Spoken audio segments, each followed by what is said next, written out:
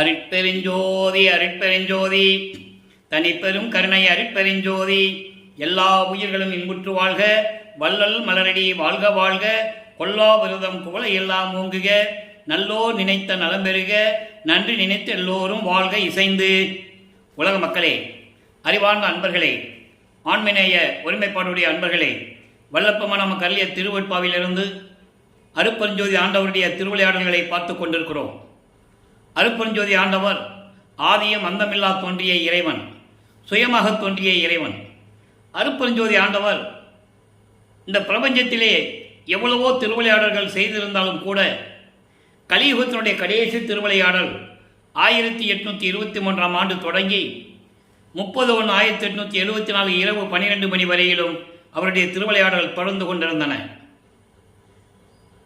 காரணம், இந்த பிரபஞ்சம் தோன்றிய காலத்திலிருந்தே 4 யுகங்களும் தோன்றி கிரேத யுகம், திரேத யுகம், துவார யுகம், துவாபர யுகம், கலியுகம் 4 யுகங்களுமே தோன்றி ஒவ்வொரு யுகங்களுக்கும் கால அளவு உண்டு, ஆயுள் காலம் அளவு உண்டு. கிரேத யுகத்திற்கு 17,28,000 வருடங்களும், திரேத யுகத்திற்கு 12,96,000 வருடங்களும், துவாபர யுகத்திற்கு 8,64,000 வருடங்களும், கலியுகத்திற்கு 5,000 வருடங்களும். இப்படி ஒவ்வொரு யுகங்களுக்கும் கால அளவு உண்டு. இந்த காலங்கள்லாம் முடிந்தவுடனே யுகங்கள் அந்தந்த யுகங்கள் முடிந்துவிடும். அதன் பிறகு உலக மக்களுக்கென்று ஒரு யுகம் வேண்டும், உலக மக்களுக்கென்று ஒரு மார்க்கம் வேண்டும். கடந்த 4 யுகங்களிலுமே சமயங்களும் மதங்களும் மார்க்கங்களும் உருவாகி அதை உருவாக்கியவர்கள், அதை உருவாக்கிய தலைவர்கள் தங்கள் தங்கள் கருத்துக்கு ஏற்றபடி அவர்களுடைய அறிவின் விளக்கத்தின்படி அந்தந்த சமய தலைவர்கள், மார்க்கங்களின் தலைவர்கள், மத தலைவர்களை உருவாக்கி அதற்கு ஏற்றபடி ஆலயங்களை அமைத்து வழிபாட்டு முறைகளை அமைத்து மக்களை வழிபட வைத்து விட்டார்கள். இது காலமாக தொடர்ந்து கொண்டிருக்கிறது. இன்னும் அதே நிலைகள் தொடர்ந்து கொண்டிருக்கின்றன. அப்ப இதெல்லாம் முடிந்த பிறகு, இந்த சமயங்களும் மதங்களும் மார்க்கங்களெல்லாம் முடிந்த பிறகு உலக மக்களுக்கென்று ஒரு ஆன்மீக வழி வேண்டும், ஒரு ஆன்மீக பாதை வேண்டும், ஒரு ஆன்மீக நெறி வேண்டும். அது உலக மக்கள் அனைவரும் சமரசமாக வாழக்கூடிய ஒரு மார்க்கமாக இருக்க வேண்டும்.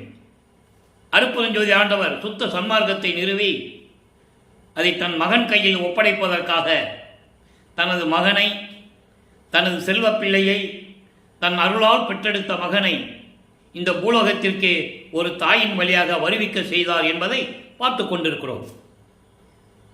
ஒரு தாயின் கருவறையில் இருக்கும்போது தன் மகனுக்கு எப்படியெல்லாம் திருவிளையாடல் செய்தார் என்பதையும், அதன் பிறகு சிதம்பரத்திலே சிதம்பர ரகசியத்தை தன் மகனுக்கு எப்படியெல்லாம் காட்சி கொடுத்தார் என்பதையும் பார்த்துவிட்டோம். அதன் பிறகு வருவிக்க உற்ற 1ஆம் ஆண்டிலிருந்து 8 ஆண்டுகள் வரையிலும், அதாவது மருதூரிலிருந்து கிளம்பி அங்கே சென்னையில் போய் இருக்கிறாங்க. அப்போ 1ஆம் ஆண்டிலிருந்து 8 ஆண்டுகள் வரைக்கும் இறைவன் தனக்கு எந்த விதமான அருளையும் அவர் கொடுக்கவில்லை என்பதை பாடலின் மூலமாக நமக்கு தெரிவித்திருக்கிறார்கள் நமது இறைவன் பிள்ளை பெருமான் வள்ளற்பெருமானவர்கள்.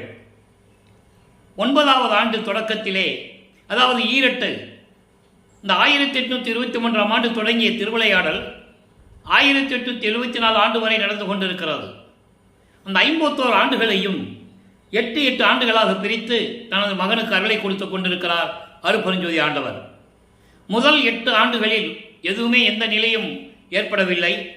2வது 8 இருக்கும்போது, அதாவது 9வது ஆண்டிலிருந்து 16 ஆண்டுகளுக்குள் நமது பிள்ளை பெருமானவர்கள் இருக்கும்போது இறைவன் அவர் முன் காட்சி அளித்து அவர் முன் தோன்றி, நீ என்னால் வருவிக்க உற்ற மகன், உனக்கு முன்பருவம் பின்பருவம் காட்டி நான் அருள் செய்வேன், இப்ப ஞானத்தை கொடுத்து விட்டு சென்று விடுகிறேன் என்று சொல்லி மறைந்து விடுகிறார்.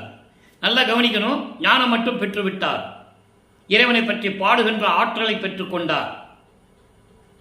அதன் பிறகு என்னென்ன நடந்தது என்பதை தான் இப்போ நம்ம பார்த்துக்கிட்டு இருக்கோம். அப்போ திருவருள் முறையீடு 1ஆம் திருமுறையிலே 232 பாடல்கள் இருக்கின்றன. இதுவரை 195 பாடல்களை நாம் பார்த்திருக்கிறோம். இன்று 196வது பாடல். ஒரே ஒரு விஷயம் மட்டும் நல்லா நீங்கள் மனசில் வச்சுக்கணும். இப்போ வல்லப்பெருமான் அவர்கள் சைவம் மார்க்கம், சைவ சமயம், மார்க்கம், மதம், மதங்கள் இவற்றில் சொல்லப்பட்ட நெறிகளை பின்பற்றி கொண்டு உருவ வழிபாடு செய்து கொண்டு சிவபெருமானை கடவுளாக ஏற்றுக்கொண்டு அவர் வழிபட்டு கொண்டிருக்கிறார். இவரும் சமயங்களிலும் மதங்களிலும் மார்க்கங்களில் கூறப்பட்ட சங்கற்ப விகற்பங்களை மேற்கொண்டு, சங்கற்ப விகற்பங்கள் என்பது குறியீடுகள். இவர் சைவ சமயத்தில் சேர்ந்ததால் இவர் சைவ சமயத்துடைய குறியீடுகளாகிய திருநூறு பூசிக்கொள்வதும், உத்திராட்சமாலை போட்டுக்கொள்வதும், இப்படி உருவ வழிபாடு செய்வதும், நமச்சிவாயா, சிவாய நம, ஓம் சிவாயா, ஹரி ஹரி, சங்கரா, அரகரா, சங்கரா, பல பெயர்களை, மாசிலாமணி, நடராஜன் என்றெல்லாம் போற்றி பாடிக்கொண்டிருக்கிறார். இது காலத்தின் கட்டாயம். காரணம், அருட்பெருஞ்சாண்டவர் தன் மகனை சமயங்களிலும் மதங்களிலும் மார்க்கங்களிலும் இருக்க செய்து அதன் மீது பற்று கொண்டு அதன் பிறகு அது எதுவுமே இல்லை என்று உலக மக்களுக்கு சொல்ல வேண்டும். சுத்த சன்மார்க்கத்தை கொடுத்த பிறகு என்னென்ன நடந்தது என்பதையும், இந்த இடைப்பட்ட காலங்களில் அருட்பெருஞ்சாண்டவர் எப்படியெல்லாம் தன் மகனுக்கு அருளை கொடுத்தார் என்பதை தான் திருவொற்பாவிலிருந்து, ஒவ்வொரு திருமுறையிலிருந்தும், ஒவ்வொரு பதிகத்தில் இருக்கின்ற ஒவ்வொரு பாடல்களிலிருந்தும் அதை நாம் பார்த்து கொண்டிருக்கிறோம்.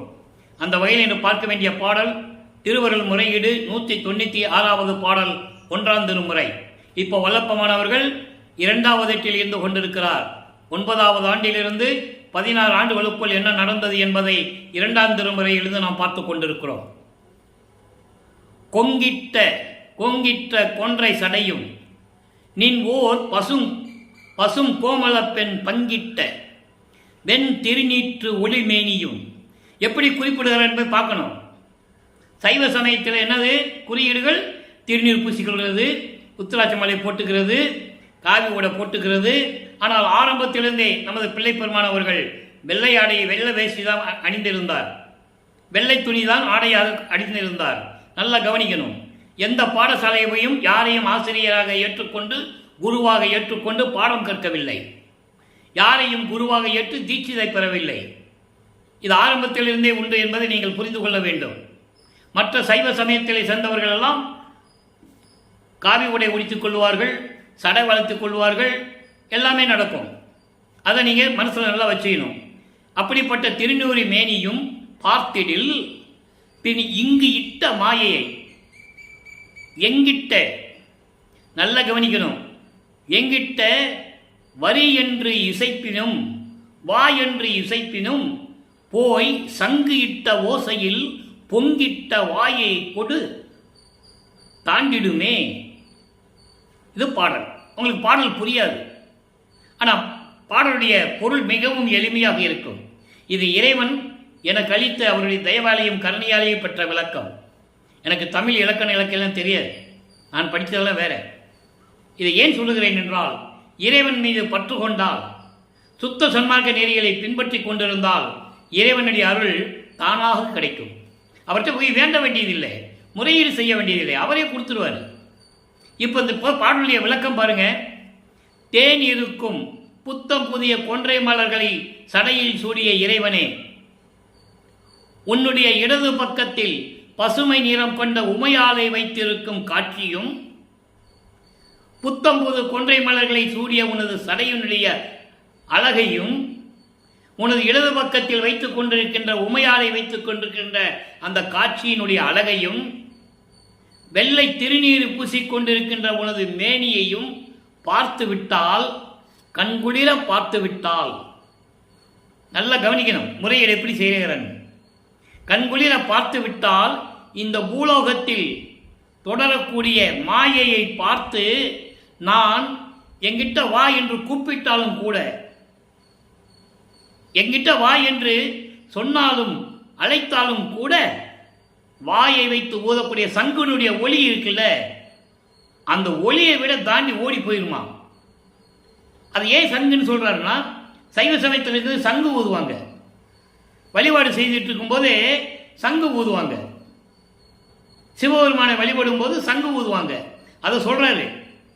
இப்படிப்பட்ட உன்னுடைய அழகையெல்லாம் பார்த்து கொண்டு இருந்த போது நான் மாயைகளை, இந்த உலகத்தில் இருக்கின்ற மாயைகள், மயக்கங்கள், உலக விடயங்கள் இவற்றையெல்லாம் பார்த்து நீ என்கிட்ட வா என்கிட்ட வா அப்படின்னு கூப்பிட்டாலும் கூட, உனது சங்கு ஒளி இருக்கிறதே, அந்த ஒளியை விட இது வேகமாக தாண்டி ஓடிவிடும் என்னை விட்டு. என் இறைவா, இப்படிப்பட்ட இறைவனே விரைவில் வந்து எனக்கு அருள்வாயாக என்று சொல்லி முறையீடு செய்கிறார். அதுதான் திருவருள் முறையீடு. இப்போ வல்லப்பமானவர்கள் இறைவனால் வருவிக்க உற்றவன் என்ற நிலை தெரிந்து விட்டது. இறைவனுடைய மகன் என்று தெரிந்து விட்டது. வெளியே யார்த்தையும் சொல்ல முடியாது. அதுதான் சத்தியம், காலத்தின் கட்டாயம். அப்போ அவருடைய மனநிலை எப்படி இருக்கும் என்பதை ஒவ்வொரு பாடலிலிருந்து நாம் பார்த்து கொண்டிருக்கிறோம். விரைவில் வந்து அருள வேண்டும் என்று முறையீடு செய்கிறார். 13வது ஆண்டில் இவருக்கு ஏற்கனவே ஞானம் கிடைச்சிருச்சு. 13வது ஆண்டில் அவர் மனம் அவரை திருவொற்றியூருக்கு இழுத்து செல்லுகிறது.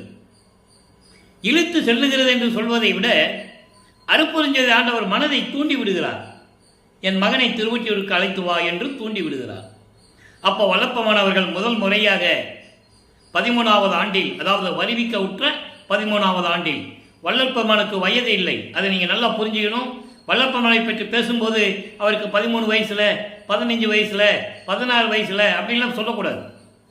வருவிக்க உற்ற ஆண்டிலிருந்து அவர் ஒவ்வொரு யுகத்திலேயும் இருந்தவர் என்பதை திருவிற்பாவிலே பல இடங்களிலே நமக்கு உண்மையை சொல்லியிருக்கிறார்கள். அப்போ அந்த 13வது ஆண்டில், வருவிக்க உற்ற 13வது ஆண்டில் ஞானத்தை பெற்ற பிறகு முதல் முறையாக சென்னை ஏழுகணர் தெருவிலிருந்து திருவொற்றியூர் செல்லுகிறார். திருவொற்றியூர் சென்று தியாகராஜ பெருமானை பார்த்து முறையீடு செய்கிறார், விண்ணப்பங்கள் வைக்கிறார், எனக்கு அருள வேண்டும் என்று கேட்கிறார். அது 2ஆம் திருமுறையில் உருவாகிறது. மொத்தம் 1707 பாடல்கள். ஒவ்வொரு நிலைக்கு ஏற்றபடி பாடல்களுடைய விளக்கங்கள் மாறி மாறி வரும், நிலைகள் மாறும். அந்த வகையிலே நாம் இதுவரை 22 பதியங்களை பார்த்திருக்கிறோம்.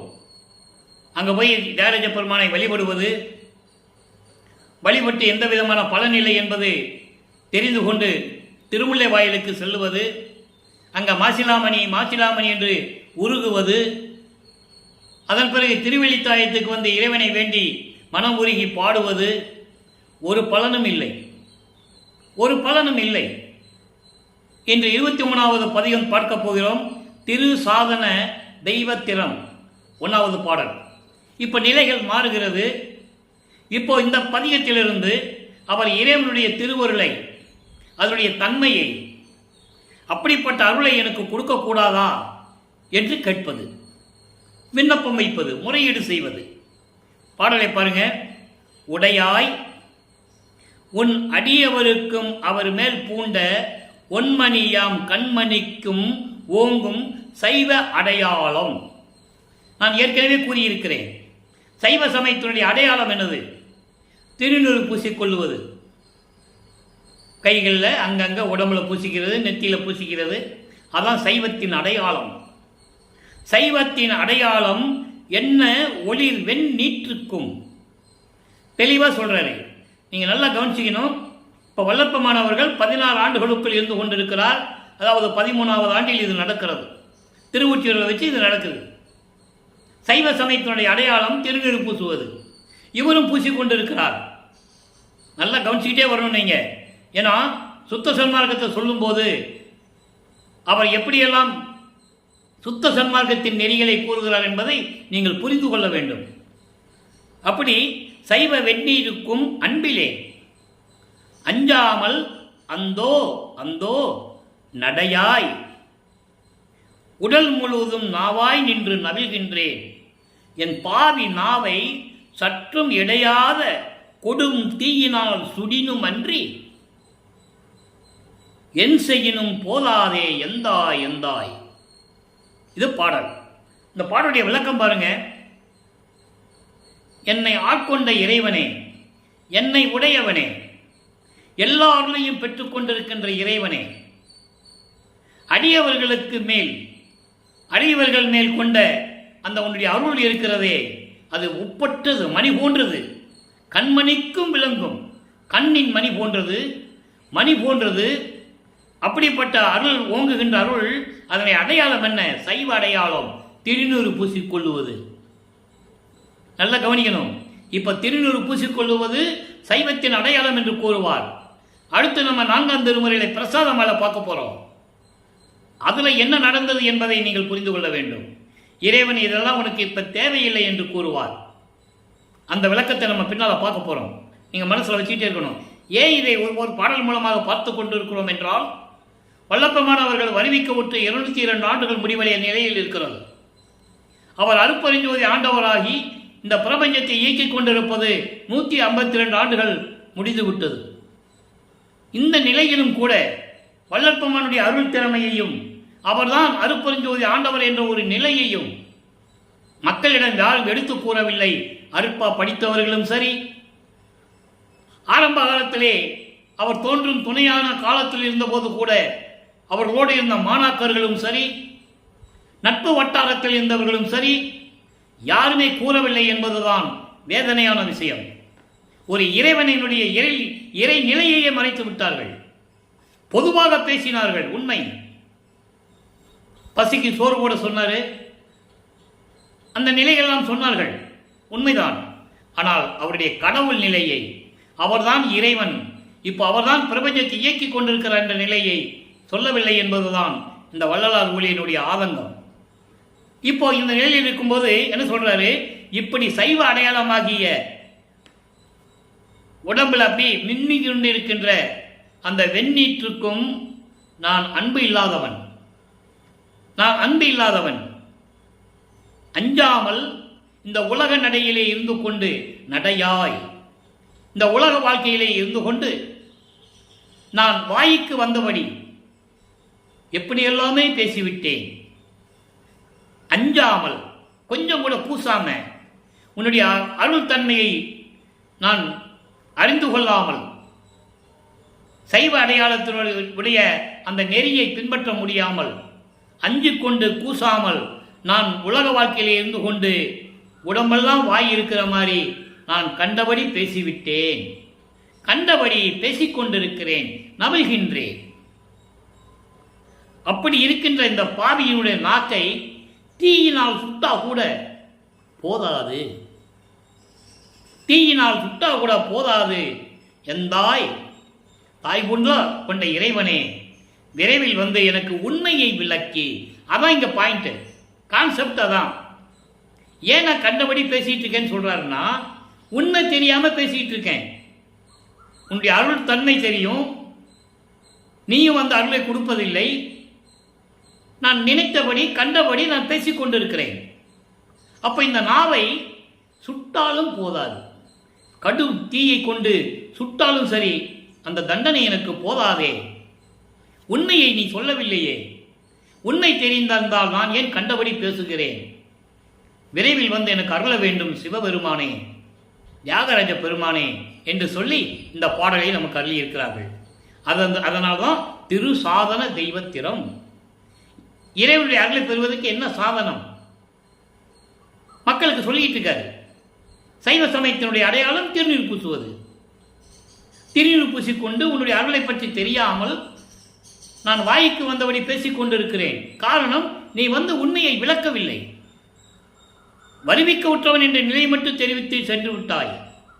விரைவில் வந்து எனக்கு உண்மையை விளக்கி எனக்கு அருள வேண்டும் என்று சொல்லி முறையீடு செய்கிறார். இப்போ வல்லற்பமானவர்கள் 2வது எட்டை பூர்த்தி செய்கிறார். 16 ஆண்டுகள் நிறைவடைந்து விட்டது. வருவிக்க உற்று 16 ஆண்டுகள் நிறைவடைந்து விட்டது. இப்போ 3வது எட்டில் அடி எடுத்து வைக்கிறார். 3ஆம் திருமுறை உருவாகிறது. இது முழுவதுமே திருவொற்றியூரிலே நடந்து கொண்டிருக்கிறது. 2ஆம் திருமுறையிலே பாதி திருமலை வாயிலு, திருவள்ளித்தாயம்.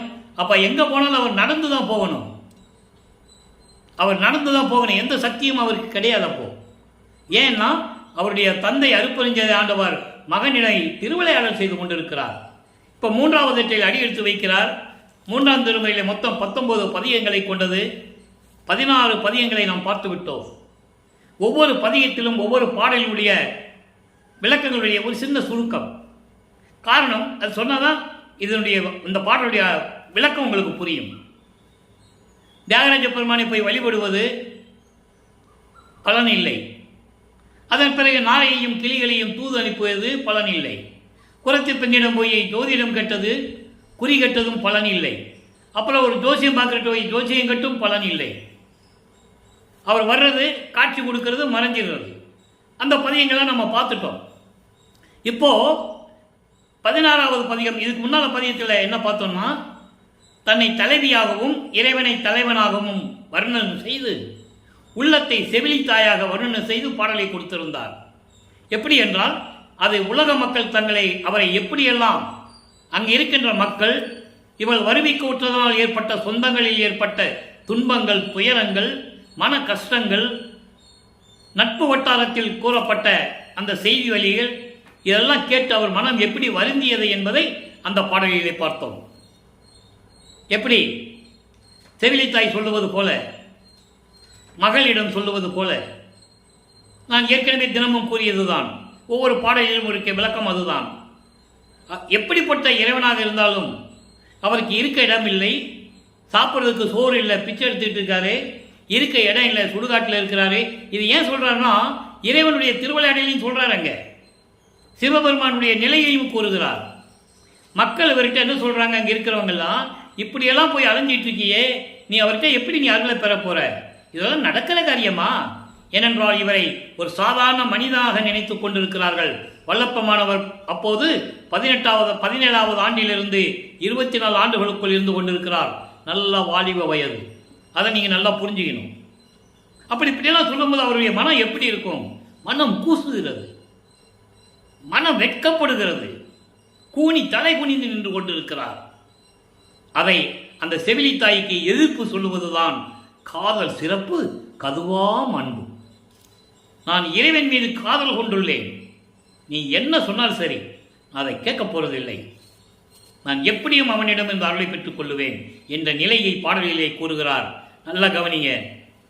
இன்னைக்கு அது 8வது பாடல். இந்த பதியத்திலே விமலை இடத்தார் இன்ப துன்பம் வேண்டா நலத்தார் ஆனாலும் அமலன் உடையார் அமலம் உடையார் தீவன்னர் ஆமென்று உரைப்பார் என்றாலும் நமலம் அறுப்பார் பித்தர் என்னும் நாமம் உடையார் என்றாலும் கமலை அணையாய், கமல மலர் போன்று, அதாவது செந்தாமரை மலர் போன்று முகமுடைய என் தோழியே,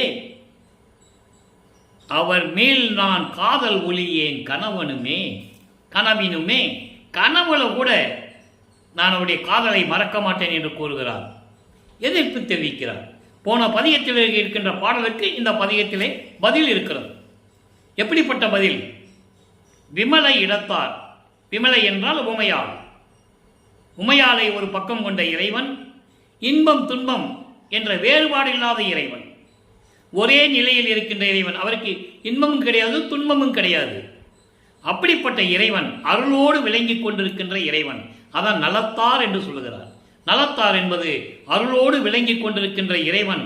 அப்படிப்பட்ட இறைவனானாலும் அமலன் உடையார். அமலம் என்பது மலங்கள் நீங்கியவன். அதான் அமலா என்று சொல்லுவார், விமலா என்று சொல்லுவார். 6ஆம் திருமுறைக்கு வரும்போது ஞானசரியில் சொல்லுவார், அமலா நான் வேண்டுதல் கேட்டு அருள் புரிதல் வேண்டும். அது சுத்த சன்மார்க்க வேண்டுகோள். சுத்த சன்மார்க்க வேண்டுகோள் சொல்லுவார் கடைசியில், அமலா நான் வேண்டுதல் கேட்டு அருள் புரிதல் வேண்டும், ஆறுயிர்க்கெல்லாம் நான் அன்பு செயல் வேண்டும். அருமையாக சொல்லுவார். பாடலெல்லாம் உண்டு. அப்போ அந்த நிலையில் இங்கே சொல்றாரு அமலம் உடையார். அமலம் என்பது ஆ பிளஸ் மலம், மலங்கள் நீங்கிய இறைவன். ஆணவம், கண்மம், மாயை, மாமாயை, துரோதை, இந்த 5 மலங்களை நீங்கிய இறைவன். இதே பாடல் நல்லா கவனிச்சுக்கங்க. இப்ப இந்த வரி சொல்றோம்ல, அமலம் உடையார், இது எப்படி இவருக்கு மலம் நீங்கியது? சுத்த சன்மார்க்கத்தில் சொல்லணும்ல, அதை சொல்லுவார். அதை நம்ம பார்க்க போறோம். தீவன்னர் ஆம் என்று உரைப்பார், ஆனாலும் அவன் தீ பிளம்போடு நெருப்பு போன்று இருக்கின்ற இறைவன் என்று சொல்லுவார்கள். அப்படி இருந்தாலும் கூட பரவாயில்லை. ஏன்னா நெருப்பை அணைச்சி கட்டி கொள்ள முடியாதுல்ல, நெருப்பை கட்டி அணைச்சி அடிக்க முடியாது. எல்லாரும் சொல்றாங்க அவன் நெருப்பு வடிவத்தில் இருக்கின்றவன், நீ எப்படி அவரை கட்டி பிடிப்ப அப்படின்னு சொல்லும்போது அதுக்கு பதில் சொல்லுகிறார். இருந்தாலும் பரவாயில்லை, நமலம் அறுப்பார். நமலம் என்பது துன்பங்களையும் மாயங்களையும் மயக்கங்களையும் நீக்கக்கூடிய இறைவன். பித்தர் என்னும் நாமமுடையார். ஆனாலும் பித்தன் என்று சொல்லுவார்கள் அவரை. பித்தன் என்ற பெயர் உடையவன். ஆனாலும் பரவாயில்லை, என் தோழியே, என் செவிலித்தாயே, நான் அவள் மீது கொண்ட காதலை நான் மறக்க முடியாது, கனவில் கூட மறக்க முடியாது என்று கூறுகிறார். ஆனால் பாடலுடைய கான்செப்ட் உலக மக்களுக்கு தெரிவிக்கிறார். உலக மக்களே, நான் வருவிக்க உற்று 24 ஆண்டுகள் வரையிலும் இறைவனிடமிருந்து எந்த அருளை பெற முடியாமல் தவித்துக் கொண்டிருக்கிறேன். அவர் எப்படிப்பட்ட இறைவன் என்று நான் ஏற்கனவே கூறிவிட்டேன். இருந்தாலும் நான் அவருடைய காதலை, அவர் அருளை கொடுக்காவிட்டாலும் பரவாயில்லை, இதுவரையிலும் அந்த நிலைதான் தொடர்ந்து கொண்டிருக்கிறது. நான் அவர் மீது உள்ள காதலை, அவர் மீது கொண்ட பக்தியை நான் கனவில் கூட மறக்க முடியாது என்று சொல்லி இந்த பாடலை அருளியிருக்கிறார்கள். ஆக இப்போ நிலைகள் மாறுகிறது, ஆண்டுகள் உருண்டோடுகிறது. இப்போ வல்லப்பமான அவர்கள் 4வது எட்டில் அடியெடுத்து வைக்கிறார். 4×8 = 22 24 ஆண்டுகள் வரைக்கும் எந்த விதமான அருளை பெற முடியாத நமது பிள்ளை பெருமான் அவர்கள் 25வது ஆண்டில் அடியெடுத்து வைக்கிறார். 27வது ஆண்டில் தனக்கொடி அம்மையாருக்கு திருமாங்கல்யம் பூட்டி அந்த அம்மாவுக்கு மோட்ச வீட்டை காட்டி விமோசனத்தை கொடுத்துவிட்டு உலக பற்றுகளை அவர் துறக்க வேண்டும். அதன் பிறகுதான் துறக்க வேண்டும். அந்த அம்மாவுடைய நிலையை உயர்த்திவிட்டு அதன் பிறகு உலகியல் வாழ்க்கையை துறக்க வேண்டும். வெள்ளாடை அணிந்து இனிமேல் நான் எங்கேயும் செல்வதில்லை, திருவொற்றியூர் திருவெள்ளித்தாயம் இறைவனை தேடி எங்கேயும் நான் செல்ல வேண்டியதில்லை சொல்லி இருந்த இடத்திலேயே வீட்டை பூட்டி, ரெட்டக்கதவு வீட்டை பூட்டி தாழ்வ போட்டார். இறைவன் வந்து திறந்து வரட்டும் போட்டாரு. அதன் பிறகு நடந்த நிலைகளை எல்லாம் இறைவன் எப்படி விண்ணுலகத்திலிருந்தே அருப்புஞாண்டு அவர் வந்து கால் வலிக்க மண்ணிலே நடந்து வந்து எப்படியெல்லாம் தன் மகனுக்கு அருளை கொடுத்தார் என்பதை அருட்பிரகாச மாலையிலே 100 பாடல்களிலே பார்த்தோம், அன்பு மாலையிலே பார்த்தோம், ஆனந்த மாலையிலே பார்த்தோம். இன்று சவுந்தர மாலை. சவுந்தர மாலை என்பது அது 6ஆம் திருமுறையில் வரும்போது அந்த விளக்கம் வரும் உங்களுக்கு. இவர் சொல்றதை யாருமே நம்ப மாட்டாங்க. வளர்த்த தாய் கூட, சிவகாமி வள்ளி கூட என் மீது சரியாக பேசுவதில்லை, என் மீது கோபம் கொண்டுள்ளாள் என்று கூறுவார். அதுக்காக தான் சவுந்தர மாலை உருவாகும். எப்படி சொல்றார் பாருங்க, அந்த அம்மாவை சந்தோஷப்படுத்தணும், அதே நேரத்தில் இறைவனையும் சந்தோஷப்படுத்தணும், அதே நேரத்தில் இவர் பெற்ற அருளையும் உலக மக்களுக்கு சொல்ல வேண்டும். எல்லாம் இந்த பாடலில் வரும். பாடலை கவனிங்க, விளக்கம் சுருக்கமாக சொல்றேன். தேன்மொழி பெண்ணரசி அருள் செல்வம் எனக்கு அளித்தாள், சிவகாமி வள்ளியோடு செம்பன் மணிப்பொதுவில் வான் மொழிய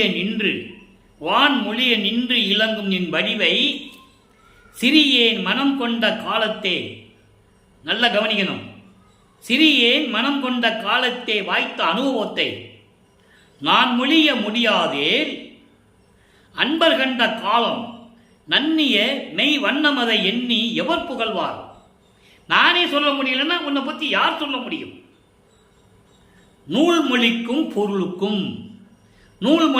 பொருளுக்கும் மிக நுண்ணியதாய் ஞான நோக்கு உடையார் நோக்கினிலே நோக்கிய மெய்ப்பொருளே. இது பாடல். இது சவுந்தர மாலை. அதாவது எல்லாருளையும் எனக்கு கொடுத்த என் அம்மை இருக்கிறாளே சிவகாமி வள்ளி, அவளோடு சேர்ந்து கொண்டு அங்கே மேலே சத்தியஞான சபையிலே மணிப்பொதுவில் அம்பலத்தில் திருச்சிற்றம்பலத்தில் வான் உயர புகழோடு நின்று விளங்கக்கூடிய உன் வடிவை, உன்னுடைய உருவத்தை மனம் கொண்ட காலத்தே, நான் பார்த்து மனதில் நிலைநிறுத்தி கொண்ட காலத்தில், அப்படிப்பட்ட காலத்தில் வாய்த்த அந்த அனுபவம் இருக்கிறதே. என்ன சொல்றாருன்னா, என் அம்மை சிவகாமி வள்ளியோடு நீ காட்சி கொடுத்தாயே, அன்று பார்த்த நான் அந்த கோலத்தில் அந்த அனுபவத்தை நானே சொல்ல முடியாது என்றால், சொல்ல முடியாது, அரிதான நிலையில் இருக்கின்ற அந்த நிலையை சொல்ல முடியாது என்றால், அன்பர் கண்ட காலம் உன் அடியார்கள் எல்லாம் உண்மையை, உன்னுடைய உண்மையான வடிவை நினைத்து யார் சொல்ல முடியும்? யாராலையும் சொல்ல முடியாது. அப்படிப்பட்ட நிலையில் இருக்கின்ற இறைவனே, நூல்மொழிக்கும் பொருளுக்கும், நூல்மொழி என்பது வேதங்களும் ஆகமங்களும். வேதங்கள் 4, ரிக் வேதம், யசுர் வேதம், சாம வேதம், அதர்வண வேதம். இந்த 4 வேதங்களும் ஆகம நூல்களாகிய 28 நூல்களும் அதனுடைய விளக்கங்களுக்கும் இலக்கியங்களுக்கும் இலக்கணங்களுக்கும் மிகவும் நுண்ணியதாய் ஞான நோக்கு உடையார் நோக்கினிலே, வேதங்களையும் ஆகங்களையும் கற்றவர்கள், அதனுடைய விளக்கங்களையும் இலக்கியங்களையும் கற்றவர்கள், அவர்கள் பார்க்கின்ற அந்த ஞான நோக்கு இருக்கிறதே, அந்த பார்வையிலே கூட வியந்து பார்த்தது உன்னைத்தானே, நோக்கிய மெய்ப்பொருளே. அவங்களால கூட பார்க்க முடியாதுன்னு சொல்ற. வியந்து பார்த்து கொண்டிருக்கின்ற அப்படிப்பட்ட இறைவனே என்று சொல்லி சௌந்தரமாலையை நமக்கு அருளி இருக்கிறார்கள். ஆக 4ஆம் திருமுறை முடிவடைகிறது. வல்லப்பெருமான் அவர்கள் 4வது எட்டை கடந்து கொண்டிருக்கிறார். 5வது எட்டு 33ஆம் ஆண்டிலிருந்து 40 ஆண்டுகளுக்குள் என்ன நடந்தது நம்ம பார்த்து விட்டோம். இங்கே சென்னையிலே இருந்து எல்லாவற்றையும் துறந்து, உலக பற்றுகளையும் துறந்து, சரியை கிரிய யோகம் என்ற 12 நிலைகளையும் கடந்து, தத்துவங்களை கடக்க வேண்டும், அதையும் கடந்து, அந்தங்களை கடந்து மேலே சென்று கொண்டிருக்கிறார் சுத்த சிவஞான வெளிக்கு. அந்த விளக்கத்தை நாம் பார்த்து விட்டோம். அங்கே போய் தந்தை அருப்பஞ்சாண்டவர் மகனை வரவேற்கிறார். அங்கே இருக்கின்ற சத்தியஞான சபையிலே அமைந்திருக்கின்ற சிங்காசன பீடத்திலே அமர வைத்து தன் மகனுக்கு மணிமுடி சூட்டி அருளை கொடுத்து, சுத்த சன்மார்க்கத்தை கொடுத்து, சாதா வரத்தை கொடுத்து, மகனை பூலோகத்திற்கு சென்று வா மகனே என்று அனுப்பிவிடுகிறார். அது வரைக்கும் 5வது எட்டு முடிவடைந்து விட்டது.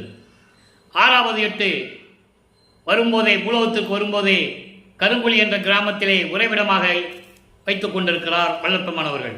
அங்குதான் தங்கியிருக்கிறாரு 9 ஆண்டுகள். அங்கே 6வது எட்டு தொடங்குகிறது. 41வது ஆண்டிலிருந்து 48 ஆண்டுகளுக்குள் என்ன நடந்தது என்பதை பார்த்து கொண்டிருக்கிறோம். 5 எட்டு வரைக்கும் 40 ஆண்டுகள் வரைக்கும் நம்ம பார்த்துட்டோம். ஒவ்வொரு பாடல் மூலமாக நம்ம பார்த்துட்டோம். இப்போ 6வது எட்டில் இருக்கும்போது 41வது ஆண்டிலிருந்து 48 ஆண்டுகளுக்குள் என்ன நடந்தது என்பதை தான் இப்போ பார்த்து கொண்டு இருக்கிறோம். இன்னும் பேலன்ஸு 3 வருஷம் இருக்குது. 51 வருஷத்தில் 48 ஆண்டுகள் வரைக்கும் என்ன நடந்ததை பார்த்துட்டு இருக்கோம். கடைசி 3 வருடம் தான் அங்கே மேட்டுக்குப்பத்திலே சித்தி வளாகத்திலே இருந்து கொண்டு இருக்கும்போது என்ன நடந்தது என்பதை நம்ம பின்னால் பார்க்க போகிறோம். இப்போ கருங்குழியிலே 9 ஆண்டுகள் இருக்கின்ற வரைக்கும் அங்கே இருந்து இறைவனிடம் எப்படியெல்லாம் முறையிட்டார், இறைவன் வந்து எப்படியெல்லாம் அருளை கொடுத்தார், தந்தையும் மகனும் எப்படி உரையாடி தர்மசாலையை நிறுவ வேண்டும் என்று திட்டமிட்டார்கள் என்பதையெல்லாம் பார்த்து விட்டோம். அதன் பிறகு அங்கே இருந்தவர்களிடம் விடைபெற்றுக் கொண்டு அவர் ஒரே நாளிலே பார்வதிபுரம் மக்களிடமிருந்து தர்மசாலையை நிறுவுவதற்காக இடத்தை பெற்றுக்கொண்டு ஒரே நாளிலே 23/5/1867 தர்மசாலையை நிறுவி அன்றே அடுப்பை பற்ற வைத்து அன்றே ஜீவர்களுக்கு பசியாற்றி அருளை கொடுத்து கொண்டிருந்தார்கள். ஆக ஜீவர்களுக்கு பசியாற்ற வேண்டும், பசியோடு வருகின்ற ஜீவர்களுக்கு பசியாற்ற வேண்டும் என்ற ஒரு நோக்கோடு தர்மசாலையை நிறுவினார்கள். இது அந்த தர்மசாலையை நிறுவியது அங்குதான் ஜீவகாருண்ய ஒழுக்கம் தொடங்கியது. ஜீவகாருண்ய ஒழுக்கத்தை பற்றி நம்ம பின்னால் ஒரு 7 பதிகங்களை போட போகிறோம். ஏனென்றால் 7 பிரிவுகள்: பசி, பிணி, தாகம், இச்சை, எளிமை, பயம், கொலை. இதில் பசியும் கொலையும் பரஜீவகாருண்யம். பசியை நீக்குவது, உயிர்களை கொலை செய்வதை நிறுத்துவது பரஜீவகாருண்யம். மீதெல்லாம் அவரஜீவகாருண்யம். அந்த விளக்கங்களை பின்னால் பார்க்க போகிறோம். இந்த குறிப்பை மட்டும் மனசில் வச்சுக்கங்க. ஏன்னா இது 48 ஆண்டுகளுக்குள் நடந்த விஷயம். தர்மசாலையை நிறுவி அங்கே நடந்த விஷயம். அதன் பிறகு 1869ஆம் ஆண்டு ஏற்கனவே நான் கூறியது போல நீதிமன்றத்திலே, கடலூர் மஞ்சக்குப்பம் என்ற இடத்தில் இருக்கின்ற நீதிமன்றத்திலே சமயங்களையும் மதங்களையும் மார்க்கங்களையும் ஜாதிகளின் மேல் பற்று கொண்டவர்கள் எல்லாம் சேர்ந்து பொறாமையில் புலமை கற்காத ஒரு ஆளு ராமலிங்க பரதேசி என்பவர் வடலூரில் இருந்து கொண்டு பாடல்களை எழுதி கொண்டிருக்கிறார். எப்படி அது சரியாக இருக்கும்? இலக்கண இலக்கிய பிழைகள் இருக்கின்றன. சமயங்களையும் மதங்களையும் மார்க்கங்களையும் ஜாதிகளையும் சாடுகிறார். அதையெல்லாம் தவறு என்று சொல்லி நீதிமன்றத்திலே வழக்கு தொடர்கிறார்கள். இதற்கு மடாதிபதிகளும் ஆதீனங்களும் செல்வாக்குடையவர்களும் ஜாதி மீது பற்று கொண்டவர்களும் சமயங்களிலும் மதங்களிலும் மார்க்கங்களிலும் பற்று கொண்டவர்களும் எல்லாரும் ஒட்டுமொத்தமாக சேர்ந்து ஆறுமுகம் நாவலர் என்ற ஒரு புலவருடைய தலைமையிலே அங்கே நீதிமன்றத்திலே வழக்கு தொடர்ந்தார்கள். திருவருப்பாவை மறு அருப்பா என்று அறிவிக்க வேண்டும். இது மக்களுக்கு தேவையில்லை, மக்கள் மத்தியிலே வேற்றுமையை தூண்டுகிறதாக இருக்கிறது என்று சொல்லி அங்கே வழக்கு தொடர்கிறார்கள். நமது இறைவன் வல்லப்பெருமானவர்கள் அங்கே சொல்லுகிறார். நீதிபதிக்கு காட்சி கொடுக்கிறார். நீதிபதி வந்தவர் யார் என்று அவருக்கு தெரிந்துவிட்டது. இறைவனே வந்து சாட்சி சொல்லும்போது, காட்சி கொடுக்கும் போது இறைவன் எழுதிய திருவருட்பா எப்படி தவறாக இருக்கும் என்று சொல்லி திருவற்பா மக்களுக்கு ஏற்றது என்று சொல்லி தீர்ப்பளிக்கிறார். ஆனால் உலகியலிலே செவி வெளிவந்த செய்திகள் எல்லாம் உண்டு. அந்த விளக்கத்துக்குள்ள நம்ம போக வேண்டாம், அது அப்படியே இருக்கட்டும். எழுந்து நின்றார்கள், இவரை பார்த்து போனாரு, எழுந்து நின்றார்கள், கேஸு தள்ளுபடி ஆயிடுச்சுன்னு சொல்லுவார்கள். ஒரு கேஸு எஃப்ஐஆர் ஃபைல் பண்ணி வக்காலத்து வாங்கி நீதிமன்றத்திலே வழக்கு தொடர்ந்தார். வாதிகளும் பிரதிவாதிகளும் இருக்கும்போது எழுந்து நின்றால் அந்த வழக்கு தள்ளுபடி ஆகாது. நல்லா புரிஞ்சுக்கணும். அந்த விளக்கத்துக்குள்ள நம்ம போக வேண்டாம். இறைவன் காட்சி கொடுக்கிறார் நீதிபதிக்கு. நீதிபதி தெரிந்து கொள்ளுகிறார். இறைவனை கோர்ட்டுக்கு வந்து காட்சி கொடுக்கும் போது எப்படி திருவற்பா, இறைவனை எழுதிய திருவற்பா எப்படி தவறாக இருக்க முடியும்? தீர்ப்பு கூறுகிறார். திருவற்பா மக்களுக்கு ஏற்றது, உண்மையான நூல், சத்தியமான நூல் என்று சொல்லி தீர்ப்பை வாங்கிக் கொண்டு வல்லப்பமானவர்கள் தர்மசாலையிலே இருந்து கொண்டிருக்கிறார். அதன் பிறகு உத்தரஞான சிதம்பரம் மாலை உருவாகிறது. உத்தரஞான சிதம்பரம் மாலை உருவானது இங்கே தர்மசாலையிலே, வடலூரிலே. உத்தரஞான சிதம்பரம் என்பது வடலூர். அப்போ அந்த உத்தரஞான சிதம்பரம் மாலை ஏன் உருவாச்சு, இது எப்படிப்பட்ட இடம் என்பதை பாடலின் மூலமாக நம் கருளி இருக்கிறார்கள். அதை நாம் அந்த விளக்கங்களை எல்லாம் பார்த்து விட்டோம். ஏன்னா அங்கே இருக்கிற அந்த பெருவழியை எப்படி பெற வேண்டும்? இவர் இறைவன் அல்லவா? இவர் நினைச்சிருந்தா இப்படி கையை காட்டினா போதும், எல்லாமே நடந்துடும். பொன் கோட்டையே வரும், பொன் மாளிகையே வரும். அது அப்படி அல்ல. உலக மக்களுக்கு தெரியப்படுத்த வேண்டும் அல்லவா? இறைவன் தான், அதாவது சமயங்களையும் மதங்களையும் மார்க்கங்களையும் சார்ந்தவர்கள் அவர்கள் கருத்துக்கேற்றபடி ஆலயங்களை அமைத்தார்கள், மன்னர்கள் அமைத்தார்கள், ஜமீன்தார்கள் அமைத்தார்கள், செல்வந்தர்கள் அமைத்தார்கள். ஆனால் சத்தியஞான சபை அப்படி அல்ல. இறைவனால் படைக்கப்பட்டது சத்தியஞான சபை, இறைவனால் அருளப்பட்டது. அங்கே சுத்த சிவஞான வெளியிலே பொற்றவையோடு சிற்றவையோடு எப்படி சத்தியஞான சபை இருக்கிறதோ அதே போன்று இந்த உலக மக்களுக்காக பூலோகத்தில் நிறுவ வேண்டும் என்பதற்காக நமது வல்லப்பமான்மர்கள் நமக்கு அருளியது என்பதை இங்கே நான் பதிவு செய்ய கடமைப்பட்டிருக்கிறேன். சபையை எண்ணுள் கண்டன என்று சொல்லுவார். எப்படி அங்கே போய் பார்த்துட்டு வந்தது, அந்த விளக்கத்தை நம்ம பின்னால் பார்க்க போகிறோம். இப்போ இதை மட்டும் மனசில் வச்சுக்கங்க. உத்தரஞான சிதம்பரம் மாலையிலே பெருவழியை பற்றியும் அங்கே வரப்போகின்ற சத்தியஞான சபையை பற்றியும் சூட்சமமாக விளக்கம் கொடுத்திருப்பார். அதையெல்லாம் நாம் பார்த்து விட்டோம். இப்போ இங்கே இருக்கும்போது, தர்மசாலையில் இருக்கும்போது என்னென்னலாம் நடந்தது என்பதை செவி வந்த செய்திகள் எல்லாம் உண்டு. சங்கராச்சாரியர் வந்தது, அவருக்கு பதில் சொன்னது, ஒரு சின்ன பையனை கூப்பிட்டு பேச வச்சது, எல்லா நிகழ்ச்சியிலும் அங்கே நடந்தது. அது பாடல்களில் இல்லை, அது செவி வந்த செய்திகள் என்றாலும் கூட நாம் ஏற்றுக்கொள்ளலாம், தவறில்லை. அப்போ அந்த நிலையில் இருக்கும்போது இவரை யாருமே நம்பவில்லை.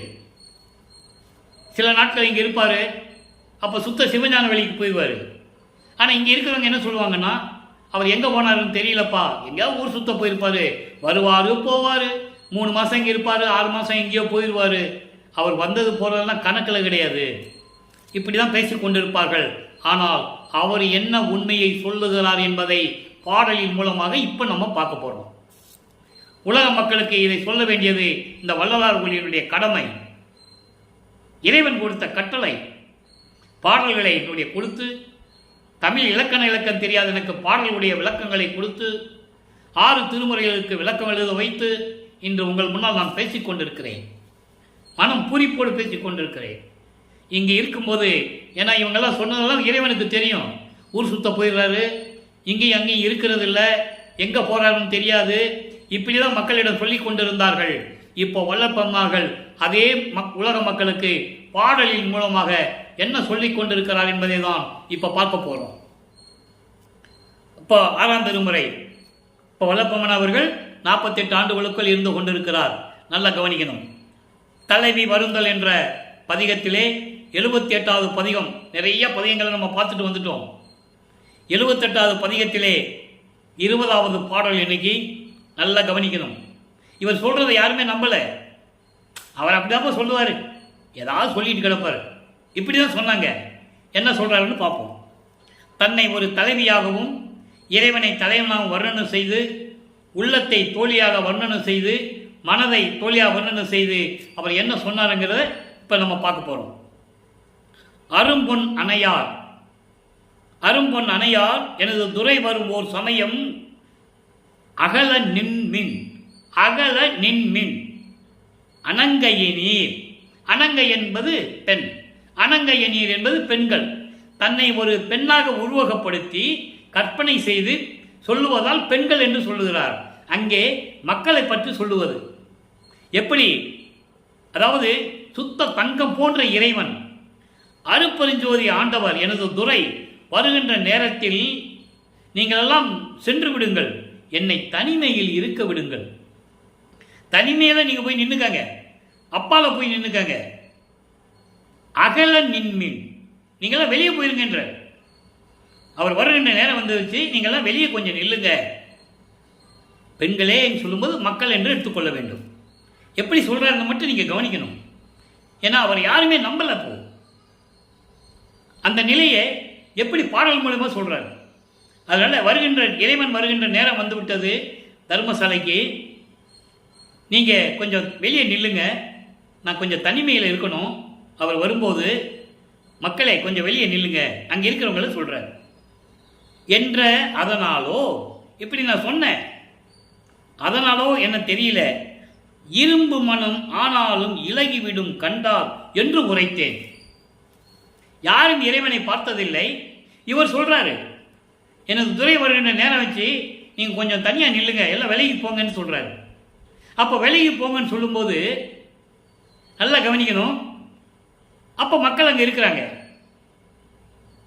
எப்படி சொல்றாருன்னா, அவர் வந்தால் அவரை பார்த்த உடனே இரும்பு மனம் கூட உருகிவிடும் என்று நான் சொன்னேன். இதனாலோ எதனாலோ அறியேன். இப்படிலாம் நான் சொல்லிட்டு இருக்கனால அவங்க மனம் கேட்கவில்லை, என்னை நம்பவில்லை என்று உரைத்தேன். இதனாலோ அதனாலோ அறியேன். கரும்பு அணையால் பாங்கியும் நாய் கடுகு அணையால் ஆனால். கரும்பு போன்று இனிமையாக பேசக்கூடிய எனது தோழி இருக்கிறாளே, எனது மனம், எனது உள்ளம் கூட கடுகு பொரித்தது போல கடு கடு கடு கடுன்னு இருக்கிறான். அதோடு மட்டுமல்ல, கழித்து என்னை வளர்த்தவளும், மகிழ்வோடு என்னை வளர்த்தாலே சிவகாமி வள்ளியும், அவளும் கூட புலி தின்றால் ஆனால். புளியை தின்ன, வெறும் புளியை வாயில தின்ன முகம் சுளிச்சு போகும். முகம் சுளிக்குல்ல, புளியை தின்னு பாருங்க, அந்த புளிக்கு என்ன பண்ணுவோம், முகத்தை சுளிப்போம். இது இயற்கை தானே. அந்த மாதிரி இருக்குதான் வளர்ப்பு தாய் சிவகாமி வள்ளியோட முகம் கூட அப்படி இருக்கான். அதனால தான் சௌந்தரமாலையில் சொன்னார், அந்த அம்மாவை சமாதானப்படுத்தணும்ல, அதனால சௌந்தரமாலை உருவானது. நல்லா புரிஞ்சுக்கணும் நீங்கள். ஒவ்வொரு பதிகத்துக்கும் ஒவ்வொரு பாடலுக்கும் தொடர்பு உண்டு மக்களே, கனெக்டிவிட்டி என்று சொல்லுவார்கள். அப்போ வளர்த்த தாய் முகம் கூட மாறிச்சா, அவ கூட என்ன வந்து ஒரு மாதிரியா பார்க்குறா. இப்படியெல்லாம் இருக்கும்போது உலக மக்களே, என்னை யாரும் நம்ப மாட்டேன்னு நினைக்கிறீர்களே, இது சரியா? விரும்புகின்ற பெண்கள் எல்லாம் அரும்புகின்றார் அலர்தான். அதாவது என்னை பார்க்கின்றவர்கள் எல்லாம், என்னை விரும்பி பார்க்க வருகின்றவர்கள் எல்லாம் என்னை ஏளனமாக பார்க்கிறார்கள். அரும்புகின்றார் அலர்தான், அலர்தான் பழி பேசுகின்றார்கள். ஒரு மாதிரி ஏளனமாக பார்த்து பேசிக்கிட்டு இருக்காங்க. என்ன சாமியார் இருந்தார், சாமியார் தானே சொன்னாங்க. நல்லா புரிஞ்சுக்கணும். அவர் இருக்கும்போதும் சாமியார் தான் சொன்னாங்க, தோன்றும் துணையான காலத்தில் இருந்தபோது கூட சாமியார் தான் சொன்னாங்க. அவர் அருப்பெருஞ்சோதி ஆண்டவர் ஆயிட்டாரு, அப்பவும் சாமியார் தான் சொல்லிட்டு இருக்காங்க. அதான் நீங்க புரிஞ்சுக்கணும். ரூமுக்குள்ள போனாரு, ரூமை போட்டாரு, மறைஞ்சிட்டாரு. எங்க போனாரு சொல்லணும்ல உலக மக்களுக்கு. அவர் சொல்றாரு எங்க இருக்கிறேன்னு, அதை பார்க்க போறோம். இவர் மறைஞ்சிட்டாங்கன்னு சொன்னாங்க. கடவுளாயிட்டன்னு சொல்ல வேண்டியதானே, இங்கதான் இருக்காரு, சித்து விழாத்தில் இருக்காரு. அவருக்கு அருப்பெருஞ்சோதி ஆண்டவராயிட்டன்னு சொல்ல வேண்டியதானே, சொல்லல. மனம் இல்லை. சமயங்களிலும் மதங்களிலும் மார்க்கங்களில் பற்றுக்கொண்டு, ஜாதி மேல் பற்றுக்கொண்டு இருப்பதனால் வல்லற்பமான இறைவன் என்று சொல்வதற்கு அவர்களுக்கு மனம் இல்லை. ஆனா அவர் சொல்றாரு நான் இறைவன், அவர் சொல்றாரு நான் இறைவன் ஆயிட்டேன்னு சொல்றாரு. இவன் அவனாகிவிட்டான். பாடல் இருக்கு, யாரும் மறுக்க முடியாது. இவன் அவனாகிவிட்டான் சொல்லிட்டாரா? அருப்பெருஞ்சோதி ஆகிவிட்டான். நான் அருட்பெருஞ்சோதி ஆகிவிட்டேன் என்று சொல்லுகிறார். அருள்ஜோதி ஆனேன் என்று அறையப்பா முரசு, அருளாட்சி பெற்றேன் என்று அறையப்பா முரசு, மறுசார்பு தீர்ந்தேன் என்று அறையப்பா முரசு, மரணம் தவிர்த்தேன் என்று அறையப்பா முரசு, பிரபஞ்சத்தின் வெற்றி. அவர் தானே சொன்னாரு. இதை மக்கள்கிட்ட சொல்றதுக்கு உங்களுக்கு என்னன்னு கேட்கிறேன். பேசுகின்றவர்கள் வல்லற்பெருமானை பற்றி இப்படியெல்லாம் சொல்ல வேண்டும். திருவருட்பாவில் அவரே சொல்லுகிறார், நான் தான் கடவுள், உன்னை படைத்தவன் நான் என்று சொல்லுகிறார். எப்போதிலிருந்து? 30/1/1874 இரவு 12 மணியிலிருந்து உன்னை படைத்தவன் நான். கடைசியில் சதாசிவத்துக்கிட்ட இருந்த 5 தொழிலையும் புடுங்கி எங்கள் அப்பா என்கிட்ட கொடுத்துட்டாருன்னு சொல்கிறாரு. பாடல்கள் உண்டு. பிரம்மன் முதல்ல படைச்சிக்கிட்டு இருந்தான், அவனுடைய ஆயுள் காலம் முடித்து விட்டது, அவனுடைய ஆன்மா இறைவனுடைய திருவடிக்கு வந்துடுச்சு. அவன் எப்படி இருக்கிறான்? என் தந்தை நடனமாடுகின்ற இடது காலின் கடைசி விரல் சுண்டு வரையில் நகத்தில் ஒட்டியிருக்கின்ற துகள்கள் என்று சொல்லுகிறார். திருவருட்பாவில உண்டு. கடைசியில் 5 தொழில் செஞ்சு கொண்டது யாரு? சதாசிவம். அவனுக்கு 51 ஆண்டுகள் ஆயுள் காலம் முடியும் போது 51 ஆண்டுகள் பாக்கி இருக்கிறது. அதனால் தான் தன் மகனை இந்த பூலோகத்திற்கு வருவிக்க செய்தார் என்பதை இங்கு நான் பதிவு செய்ய கடமைப்பட்டிருக்கிறேன். கரெக்டாக 51 ஆண்டுகள் சரியாக. ஆக இந்த நிலையில் இருக்கும்போது என்னை பார்க்கின்ற வருகின்ற மக்கள், என்னை விரும்பி பார்க்க வருகின்ற மக்கள், என்னோடு இருக்கின்றவர்கள் எல்லாம் பழி பேசிக் கொண்டிருக்கிறார்கள். நான் யார் என்று தெரியாமல் பழி பேசிக் கொண்டிருக்கிறார்கள். ஆனால் வித்தகரின் நடராயர் திருவிளையாடல் செய்து கொண்டிருக்கின்ற எனது அருட்பெருஞ்சோதி ஆண்டவர் என் தந்தை மனதில் என்ன இருக்கிறது என்று இன்னும் எனக்கு தெரியவில்லை என்று சொல்லுகிறார். இவள் அருளை பெற்று கூட இன்னும் எனக்கு தெரியவில்லை என்று சொல்லுகிறார். முடிஞ்சிருச்சா? இப்போ 113வது பதிகம். இப்போ 78வது பதியத்திலிருந்து என்ன சொன்னாலும் பார்த்துட்டோம். இப்போ 103வது பதியத்தில் ஒரு பதில் இருக்கு. தலைவி கூறல். அங்கே வருந்துகிறார். தன்னுடைய நிலையை பற்றி சொல்லியும் கூட நம்மளை யாரும் நம்பவில்லை என்று வருந்துகிறார். இங்கே என்ன சொல்லுகிறார்? உலக மக்களுக்கு சொல்லணும்ல, சொல்றாரு. தலைவி கூறல். தலைவி என்பது வல்லற்பெருமானவர்கள் தன்னை தலைவியாகவும் இறைவனை தலைவனாகவும் வர்ணனை செய்து மனைவியிடம் சொல்லுவது போல உலக மக்களுக்கு சொல்லுகிறார். எப்படி சொல்றாரு? இன்னைக்கு 3வது பாடல் நல்லா கவனிக்கணும். முன்பாட்டு காலையிலே வருகுவர் என் கணவர். நல்லா புரிஞ்சுக்கணும். வருகுவர் என் கணவர் மோசமில்லை. மோசம் என மொழிகின்றார் மொழிக சொல்றவன் சொல்லிட்டு போட்டுமே. இது ஏன் எவ்வளவு அவர் மனம் வருந்தி இருந்தால் இப்படியெல்லாம் சொல்லியிருப்பாருன்னு கொஞ்சம் நினைச்சு பாருங்களேன். உடம்பு புல்லரிக்கும், மனசு அப்படியே இலவும். அவரை நினைச்சா ஆனந்த கண்ணீர் வரும். அவ்வளவு நிலையில் எப்படியெல்லாம் அவர் இருந்தார் என்பதை இந்த பாடலில் சொல்றார் பாருங்க. பின்பாட்டு காலையிலே, முதல்ல முன்பாட்டு காலை, பின்பாட்டு காலையிலே நினைத்ததெல்லாம் முடியும். பிசகு இல்லை, இம்மொழி பிசகு இல்லை, இவ்வுலகில் துன்பாட்டு சிற்றினத்தார். அன்றலை யார சிற்றினத்தார் சொல்றாரு? சிற்றினத்தார் சிறுமொழி கெட்டு உள்ளம் புலங்கே. மனதிடம் சொல்லுகிறார், உலக மக்களிடம் சொல்லுகிறார். மனதிடம் சொல்லுவது போல, தோழியிடம் சொல்லுவது போல அவர் உலக மக்களிடம் சொல்லிக் கொண்டிருக்கிறார். நம் மாளிகையை சூழ அலங்கரிப்பாய். நல்லா கவனிக்கணும். நம் மாளிகையை சூழ அலங்கரிப்பாய். எந்த மாளிகையை கட்டினார் அவரு? எந்த கூட கோபுரம் கட்டினாரு? தர்மசாலை இருக்கிறதுக்கு ஓலைக்கோட்டா, சித்தி வளாகத்திலேயே ஓலைக்கோட்டா, 10க்கு 10 ஓலை குடிசை. அப்புறம் ஏன் மாளிகைன்னு சொன்னாரு? புரிஞ்சுக்கணும். நம் மாளிகை சூழ அலங்கரிப்பாய். மாளிகை என்பது மனம். மனமே நீ இருக்கையே உள்ளத்தை சுத்தப்படுத்து. உள்ளத்தை சுத்தப்படுத்து என்றால் சுத்த சன்மார்க்கம். சுத்த சன்மார்க்கம் இருந்தால் உள்ளம் சுத்தமாயிடும். அவ்வளவு தெளிவாக சொல்றாரு. நம் மாளிகையை சூழ அலங்கரிப்பாய், தன் பாட்டு திருப்பொதிவில் நடத்து இறைவர் ஆணை. சத்தியம் சத்தியம் மாதே, சத்தியம் சத்தியமே. மாதே என்பது அதான் தோழியை சொல்லுவது போல, மனதிடம் சொல்லுவது போல உலக மக்களுக்கு சொல்லிக் கொண்டிருக்கிறார்கள். பாடலுடைய விளக்கம் பாருங்க, அருமையா இருக்கும். முன்பாட்டு காலையிலே, முன்பாட்டு காலை என்பது அருள் நிறைந்த அதிகாலை நேரம். விடியும் இல்லை, இரவும் இல்லை, முன்பாட்டு காலை. அருள் நிறைந்த அந்த நேரத்தில் வருவார் என் கணவர். எப்படி சொல்ற? என் கணவர் என்ன அர்த்தம்? என் தந்தை அருட்பெருஞ்சோதி ஆண்டவர் வருகிறார். தன்னை தலைவியாக உருவகப்படுத்தியதனால் கணவர் என்று சொல்லுகிறார். அருட்பெருஞ்சோதி ஆண்டவர் வருகிறார், வருகுவர்.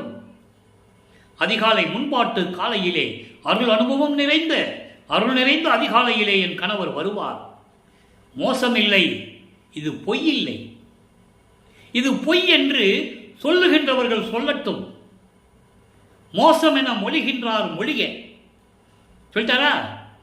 அப்போ அவர் மனநிலை எப்படி இருக்கும் பாருங்க. பின்பாட்டு காலையிலே நினைத்ததெல்லாம் முடியும். அவர் அருள் நிறைந்த அந்த நேரத்தில் வருகிறார். இதை நான் பொய்யாக சொல்லலை. இது பொய்ன்னு சொல்றவங்க சொல்லிட்டு போட்டுமே. நான் அந்த அருளையெல்லாம் பெற்றுக்கொண்டேன், அந்த அனுபவத்தை எல்லாம் பெற்றுக்கொண்டேன். நான் நினைத்ததெல்லாம் முடியும். நான் என்னென்ன நினைக்கிறேன்னு எல்லாம் செய்ய முடியும். இது எந்த விதமான பிசகு இல்லை, எந்த விதமான பிசகு இல்லை, சந்தேகம் இல்லை. இம்மொழி பிசகு இல்லை. நான் சொல்லுவதெல்லாம் தவறில்லை, சந்தேகமில்லை, உண்மையானது. இவ்வுலகில் துன்பாட்டு சிற்றினத்தார், சமயங்களையும் மதங்களையும் மார்க்கங்களையும் ஜாதிகளையும் மேற்கொண்டு துன்பப்பட்டு கொண்டிருக்கின்ற சிற்று இனத்தார், அந்த நெறிகளை சார்ந்தவர்கள் சிறுமொழி கேட்டு, அவங்க சொல்ற தீய சொற்களை எல்லாம் கேட்டு, நீ உள்ளம் கலங்காதே மனமே, உள்ளம் கலங்காதே மனமே, நம் மாளிகையை சூழ அலங்கரிப்பாய். அவங்க சொல்லிட்டு போட்டோம், நம்ம சுத்தமா இருப்போம். ஏன்? நம்ம சுத்த சன்மார்க்கத்தில் இருக்கோம், நம்ம சுத்த சன்மார்க்கத்தில் இருக்கோம். அதனால நீ கவலைப்படாதே, நீ நிம்மதியா இரு. நம்ம மனசு சுத்தமாக இருக்கிறது. அதான் மாளிகையை சூழ அலங்கரிப்பாய் என்று சொல்லுகிறார். நல்லா கவனிக்கணும். இது பேசுறவங்க எல்லாம் என்ன பேசுவாங்க தெரியுமா? இதை அலங்கரிக்க சொன்னாரு, அதை அலங்கரிக்க சொன்னாரு, வாழை மரம் கட்ட சொன்னாரு, தென்னை இலைய எல்லாம் கீத்தெல்லாம் கட்ட சொன்னாரு. அதெல்லாம் வேற. இவர் உள்ளத்தை பற்றி சொல்லிக்கிட்டு இருக்காரு. இப்படி இருக்கும்போது தன்னுடைய அருளால் சத்தியஞான சபையிலே திருவிளையாடல் செய்து கொண்டிருக்கின்ற இறைவன். அப்போ அவர் இங்கே சத்தியஞான சபையை கட்டலை. நல்லா புரிஞ்சுக்கணும் நீங்க. அப்படி இருக்கின்ற இறைவன் ஆணை, சத்தியம் சத்தியம் சத்தியம் சத்தியம் செய்கிறார் இறைவனை. சொல்லிட்டாரா? உலக மக்களுக்கு சொல்லிட்டாரா? இதுக்கு தனியாவே ஒரு பதிகத்தில் சொல்றார். 104வது பதிகம், உலகிற்கு உய்வகை கூறல். இன்னைக்கு 1வது பாடல். 10 பாடல்கள், அற்புதமான பாடல்கள். நல்லா கவனிக்கணும். இப்போ இறைவன் வர்றாருன்னு சொன்ன யாரும் நம்பல, அவர் இங்கதான் இருக்கிறாருன்னு சொல்றேன், யாரும் நம்பல. சரி, அவங்க நம்பாட்ட போட்டும். நம்ம சுத்த சரணாகத்தை வாங்கியாச்சு, நம்ம உள்ளம் சுத்தமாக இருக்கிறது. சொல்லிட்டாரா? இப்ப உலக மக்களுக்கு சொல்லணும். உலக மக்கள் எந்த நிலையில் இருந்து கொண்டிருந்தார்கள் அந்த காலகட்டத்தில்? கட்டோட கனத்தோட வாழ்கின்றோம் என்பீர், கண்ணோட கருத்தோட கருத்தனை கருதீர், பட்டோட பனியோட திரிகின்றீர் தெருவில், பசியோட வந்தாரை பார்க்கவும் நேரீர், கொட்டோட முழக்கோடே கோலம் காண்கின்றீர், குணத்தோடே குறிப்போடே குறிப்பதை குறியீர், எட்டோடே 2 சேர்த்து எண்ணவும் அறியீர், எத்துணை கொள்கின்றீர் பித்து உலகிரே. பைத்தியம் பிடித்துக் கொண்டு அலைந்து கொண்டிருக்கின்ற உலக மக்களே, நீங்கள் என்ன நினைத்துக் கொண்டிருக்கிறீர்கள்? உறவினர்களோடும் செல்வங்களோடும் பெருமையோடு வாழ்ந்து கொண்டிருக்கின்றோம் என்று நீங்கள் நினைத்துக் கொண்டிருக்கிறீர்கள். அதோடு மட்டுமல்ல, நல்ல நோக்கத்தில் உள்ளத்திலே அருட்பெருஞ்சோதி ஆண்டவரை நீங்கள் நினைத்ததில்லை. நல்ல கவனிக்கணும். நீங்க கருத்தன் என்பது அருட்பெருஞ்சோதி ஆண்டவர். உலக மக்களே, பைத்தியம் முடிச்சுட்டு அலையிறீங்க. நீங்க அறியாமையில் இருந்து கொண்டிருக்கிறீர்கள். நீங்க கேட்ட என்ன சொல்லுவீங்க? நாங்கள் உறவினர்களோடு இருக்கிறோம், செல்வமாக இருக்கிறோம், செல்வங்களை பெற்றுக் கொண்டிருக்கிறோம், பெருமையோடு இருக்கின்றோம் என்று நீங்கள் சொல்லுவீர்கள். அதே நேரத்தில் அருளோடு விழிக்கின்ற இறைவனை அருட்பெருஞ்சோதி ஆண்டவரை நீங்கள் கருதவில்லை, நினைக்கவில்லை. பட்டோட பணியோட ஆணவத்தோடும் பகட்டோடும் காரியங்களை செய்து கொண்டிருக்கின்ற மக்களே திரிகின்றீர். தெருவிலே பசியோடு வருகின்றவர்களை பார்க்க முடியவில்லை, உங்களால் பார்க்க மறுக்கிறீர்கள். பசியோடு யார் வந்தால் திரும்பி போய் விடுகிறீர்கள். பார்த்தும் பார்க்காத போல் இருக்கிறீர்கள். பார்க்கவும் நேரீர். எப்படி சொல்ற பாருங்க. இவ்வளவு செல்வங்களை பெற்றுக்கு நீங்க சொல்றீங்கல்ல, நாங்க உறவினர்களோடும் செல்வங்களோடும் நாங்க சிறப்பா வாழ்ந்துகிட்டு இருக்கோம் சொல்றீங்கல்ல, சொல்லி என்ன பிரயோஜனம்? தெருவில் பசியோட வர்றவங்களை பார்த்துட்டு திரும்பி பார்க்காம போறீங்களே, அவன் பசியை தீர்க்காம போறீங்களே. நல்லா கவனிக்கணும். இனிமேதான் ஜீவகானிய ஒழுக்கம் உருவாகிறது. பசியினுடைய கொடுமையை கூறுவா. பசி எப்படிப்பட்டது? ஒரு உயிரை கொலை செய்தால் அந்த உயிர் எப்படி துடிக்கும்? பிணியோட ஒரு ஜீவன் எப்படி துடிப்பான்? இதெல்லாம் சொல்லுவாரு. அது நம்ம ஜீவகானிய ஒழுக்கத்தில் பார்க்க போறோம். இப்படி இருக்கின்றவங்க நீங்க பசியோட வரவனை பார்க்காம போறீங்களே, இது நியாயமா? கொட்டோட முளக்கோட கோலம் காண்கின்றேன். சிறு தெய்வங்களை வழிபடுவதற்காக, உருவ வழிபாடு செய்வதற்காக முரசு கொட்டி, கொட்டு கொட்டி, மேளம் கொட்டி, எப்படி சொல்ற பாருங்க, மேளம் கொட்டி ஆரவாரம் செய்து அந்தந்த தெய்வங்களின் பேரை சொல்லி ஆரவாரம் செய்து இப்படியெல்லாம் போறீங்கல்ல, இது நியாயமா? குணத்தோட என்பது ஜீவகானிய குணத்தோட, குறிப்போட என்பது உயிர் இரக்கத்தோட சொல்லிட்டாரா? பசிய சொல்றாரு, உயிர் இரக்கத்தை சொல்றாரு. குணத்தோட ஜீவகானிய குணம் கொண்டு, உயிர் இரக்கம் கொண்டு, இதை பற்றியெல்லாம் யோசிக்காமல் இருக்கிறீர்களே. எவ்வளவு அற்புதமா சொல்றாரு பாருங்க. உலக மக்களுக்கு சொல்லுகிறார். இப்படியெல்லாம் இருந்து கொண்டிருக்கின்ற மக்களே, கொட்டடிச்சு மேளங்கொட்டி ஒரு உயிரை பலி கொடுப்பதற்காக முழக்கத்தோடு சிறு தெய்வ கோயில்களுக்கு சென்று கொண்டிருக்கிறீர்களே, உருவ வழிபாட்டுக்கு சென்று கொண்டிருக்கிறீர்களே. கோலம் என்பது உருவ வழிபாடு. இப்படியெல்லாம் இருக்கிறீர்களே, இதெல்லாம் நியாயமா? உலக மக்களே, எதுதான் உங்களுக்கு துணை என்று நினைத்துக் கொண்டிருக்கிறீர்கள்? எத்துணை கொள்கின்றீர் பித்து உலகிறே. பிறகு உங்க வாழ்க்கைக்கு எதுதான் துணை நினைச்சிட்டு இருக்கீங்க? சுத்த சன்மார்க்கம் அருப்பெருஞ்சோதி ஆண்டவர் தான் உங்களுக்கு துணை. வாருங்கள் சுத்த சன்மார்க்கத்துக்கென்று உலக மக்களுக்கு அழைக்கிறார். உய்வகை கூறல். உலக மக்களே, உங்கள் வாழ்க்கை மேம்படைய வேண்டும், நீங்கள் இன்பமாக வாழ வேண்டும், நோயற்ற வாழ்வில் வாழ வேண்டும். வாருங்கள் சுத்த சன்மார்க்கத்திற்கு என்று அழைக்கிறார். அடுத்து சுத்த சிவநிலை பாருங்க. இப்ப எல்லாத்துக்கும் விளக்கம் உண்டு. அங்க சொன்னார்ல, மாயங்களையும் மயக்கங்களையும் இருந்து கொண்டு உலக வாழ்க்கையிலே இருந்து கொண்டிருந்தேன் என்று சொல்றார்களவா, அது எப்படி நீங்கிச்சு? சுத்த சன்மார்க்கத்தை பெற்ற பிறகு எப்படி நீங்கிச்சு? சுத்த சிவநிலை 11வது பாடல் நல்ல கவனிக்கணும். அம்மை திரோதை அகன்றாள். திரோதை தான் பயங்கரமான மாயை. ஆணவம், கண்மம், மாயை, மாமாயை, திரோதை. ஆணவம், கண்மம், மாயை என்பது உலகிலே இருக்கின்றவர்களுக்கு. மாமாயையும் திரோதையும் நீக்குவதுதான் கடினம். அதான் சொல்றாரு, அம்மை என்று சொல்லுகிறார். என் தாய் இருக்கிறாளே திரோதை, அவள் என்னை விட்டு ஓடிவிட்டாள். என்னை விரும்பி அம்மை அருள்சக்தி அடைந்தாள். அதெல்லாம் ஓடின பிறகு, சுத்த சன்மார்க்கத்தை பெற்ற பிறகு அருள் சக்தி எனக்கு கிடைத்து விட்டது. இம்மையிலே மாமாயை நீங்கினர். இம்மையிலே இந்த பூலோகத்திலே நான் வருவிக்கொற்ற பிறகு, சுத்த சன்மார்க்கத்தை பெற்ற பிறகு மாமாயையும் நீங்கிவிட்டது. பொன் வடிவம் தன்னை வடிவு உற்றது.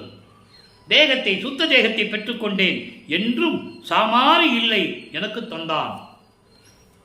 என் தந்தை அருப்பஞாண்டவர் என்றும் அழியாத நிலையை எனக்கு கொடுத்து விட்டார் என்று சொல்லி சுத்த சிவநிலையை கூறிவிட்டார். உலக மக்களுக்கு சொல்லிவிட்டார். இப்போ தனித்திராளர்கள ஒரு பாடல். அன்பிலேன் எனினும் அறிவிலேன் எனினும் அன்று வந்து ஆண்டனை, அதனால் துன்பிலேன் என உலகம் எல்லாம் அறிய சொல்லினேன். சொல்லிய நானே இன்பிலேன் என்று உரைத்திடில் அழகோ, என்னை உலகம் அவமதித்திடில் என்பிலே கலந்தாய் நினைக்கும் வந்திடுமே எய்துகே விரைந்து எனது இடத்தே. நான் இருக்கிற இடத்துக்கு வான் கூப்பிடுறாரு. எப்படி? நான் அன்பு இல்லாதவன் என்றாலும் அறிவில்லாதவன் என்றாலும் 9வது ஆண்டிலே என்னை வந்து ஆட்கொண்டாய் அல்லவா? அப்போ நான் சமயங்களிலும் மதங்களிலும் மார்க்கங்களிலும் இருந்தேன் அல்லவா? அதன் பிறகு சுத்த சன்மார்க்கத்தை கொடுத்த பிறகு நான் இன்பமாக இருக்கிறேன், பேரின்பமாக இருக்கிறேன் என்று நான் சொன்னேன் அல்லவா? இப்போ நான் அப்படியெல்லாம் கிடையாது, நான் துன்பப்பட்டு கொண்டிருக்கிறேன் என்று சொன்னால் உலக மக்கள் என்னை என்ன நினைப்பார்கள்? சீக்கிரம் வா, சீக்கிரம் வந்து எனக்கு அருள் கொடுப்பாயாக மறுபடியும். தன்னோடு கலந்துக்களை சொல்றாரு, இப்பவே சொல்றாரு.